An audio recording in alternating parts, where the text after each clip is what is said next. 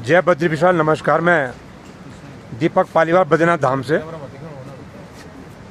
इस वक्त मैं बाबा बर्फानी पूज्य श्री अमृतानंद जी गिरी महाराज के साथ में हूँ और इनका एक छोटा सा परिचय देता हूँ मैं आपको कि ये जो महाराज मेरे सामने पे महाराज जय बद्री विशाल महाराज जी ने यहाँ पर 2004 से और 2016 के साथ यानी कि 12 साल लगातार इस हिमालय की गोद में बाबा नारायण के धाम में 12 साल आपने इनकी काफ़ी फोटो भी देखी होगी कि बर्फ़ में ये विराजमान रहे हैं। बाबा बर्फ़ में रहे हैं, बर्फ़ में तपस्या किए हुए हैं। मैं बाबा से एक छोटा सा प्रश्न कर रहा हूँ कि महाराज आप यहाँ पर 12 साल रहे, 12 साल में हम लोग 6 महीने यहाँ पर रहते हैं, पंडा समाज, मानव समाज जो भी है, व्यापारी वर्ग, और यहाँ पर सुबह शाम जो पूजाएं होती मानव रावल जी पूजा करते हैं और हमारे धर्मशास्त्र में कहा गया कि 6 महीने यहाँ पर देव पूजन होता है जो ऋषि नारद जी के द्वारा होता है। तो महाराज आपने कभी कुछ ऐसा, जैसा हमारा जो भगवान नारायण का धाम है, मंदिर परिसर है या मंदिर जो है नारायण पर्वत है, आपने कभी वहाँ पर कुछ ऐसा चमत्कार देखा कि सुबह के टाइम पे जैसे पूजा होती है या शाम के टाइम पे पूजा होती, कुछ विशेष जो आपका अपना अनुभव है, मैं चाहता हूँ कि आप मेरे साथ इस बात को शेयर करें। महाराज जी नमस्कार। जय बद्री विशाल। जय बद्री विशाल। मैं बाबा बर्फानी अमृतानंद। विगत किस वर्षों से हम बद्रीनाथ धाम में निवास कर रहे हैं, साधनारत हैं और 12 वर्ष से लगातार रहे हैं बर्फों में। इस दौरान हमें शीतकाल की जो अनुभूति है, संक्षिप्त रूप से हम आपको बता रहे हैं कि यहाँ जो एक तो प्रशासन जो है यहाँ अलाउड नहीं करती है रहने के लिए, प्रतिबंधित क्षेत्र है और यहाँ इतनी बर्फ़ गिरती है, कितने कड़ाके की ठंड पड़ती है जो -20-25 डिग्री चली जाती है। तो यहाँ सबके बस की नहीं है।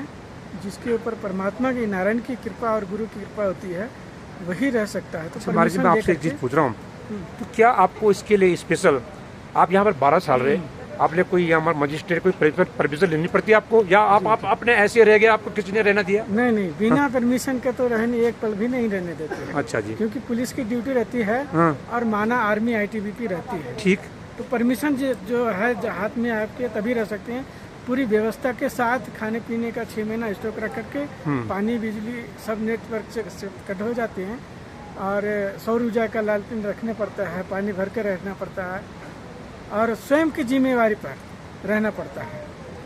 जब हम शीतकाल के दौरान हम साधना में रहते हैं तो एक तो उस समय एक चिड़िया तक की भी नहीं होती है, चारों तरफ बर्फ ही बर्फ होते हैं और इतनी शांति मन में होती है, इतना आनंद आता है जो हम थोड़े समय में हम अपने मन जो है आत्मा में विलीन हो जाता है, इन्हें समाधिस्थ हो जाते हैं। कहने के मतलब है आनंद ही आनंद होता है। और जो उस समय भगवान की जो पूजा होती है, नारद देवर्षि नारद से पूजा किया जाता है। शास्त्रों के अनुसार 6 महीना भगवान का बद्री विशाल जी का कपाट बंद रहते हैं और 6 महीना यात्रियों के लिए दर्शन के लिए खुले रहते हैं।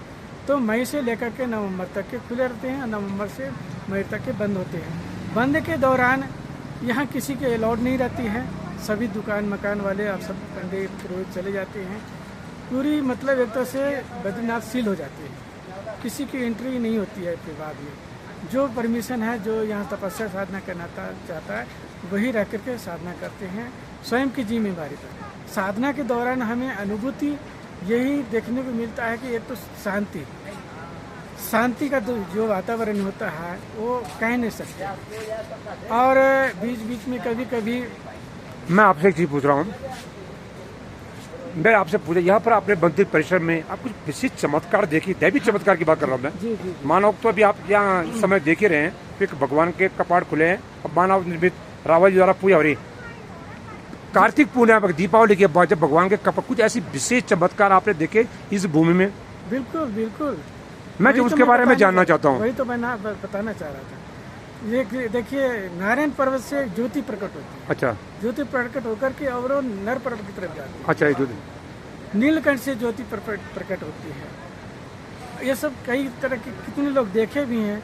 घंटे की आवाज़ आती है।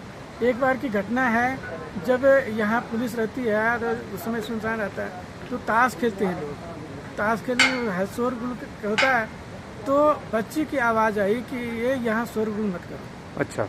ऐसा पुलिस वालों ने सुना और वो भयभीत हो गए, जाकर कमरे में सब बंद हो गए। सुबह हुआ, हमें बताया महाराज जी ऐसी सी बात है। मैं समझ गया लक्ष्मी जी हैं, क्योंकि व्यवधान यहाँ बिल्कुल उस समय नहीं होता है, बिल्कुल शांत स्वस्थ वातावरण होता है। भगवान जो नारायण होते हैं वो समाधिस्थ रहते हैं, तो समाधि में व्यवधान पड़ने के कारण लक्ष्मी जी आकर के वाण किए हैं। तो ये प्रत्यक्ष घटना, हम साधना में बैठे हैं, कोई आए खिड़की से बाहर से ठक ठक करके देखा, 2 मिनट में उठ करके कोई नहीं। अच्छा, ये सब दैवी चमत्कार। सब दैवी चमत्कार। अच्छा, एक चीज और पूछनी मैंने आपसे, 12 महीने आप यहाँ पर रहे, हम लोग जैसे हैं, हमको सुबह नाश्ता चाहिए, खाना चाहिए दिल पे, आपने 12 साल किस तरह गुजारे? आप कैसे राशन इतना साल का इकट्ठा किया, क्या क्या किया आपने, मुझे बताइए। देखिए 6 महीने के लिए करना पड़ता है, और एक ही समय हम उस समय आहार लेते हैं। शीतकाल में एक टाइम ही हमारा भोजन होता है। तो सुबह से हम स्नान करके, चाहे 3 बजे 4 बजे हम स्नान करके कुंड पे आते हैं और फिर चले जाते हैं। फिर सुबह से लेकर के 11 बजे तक साधना रत रहते थे अपना। फिर 11 बजे उठ करके एक टाइम अपना भोजन प्रसाद करते, फिर साधना रहते थे। ये मेरा बहुत बढ़िया महाराज जी, आपको मिलकर मुझे बड़ी खुशी मिली। और मैं आप इनका परिचय महाराज जी का पहले दे चुका हूँ। ये बर्फानी महाराज श्री 1008 बंडेश्वर महादेव जी हैं, और आज इनके मिलकर मुझे बड़ी खुशी हुई। मैं भगवान से प्रार्थना करता हूँ कि ये अपनी साधना इसी तरह से जारी रखे। महाराज जी, मेरा दीपक पालीवाल का आपको कोटि कोटि प्रणाम। जय बद्री विशाल।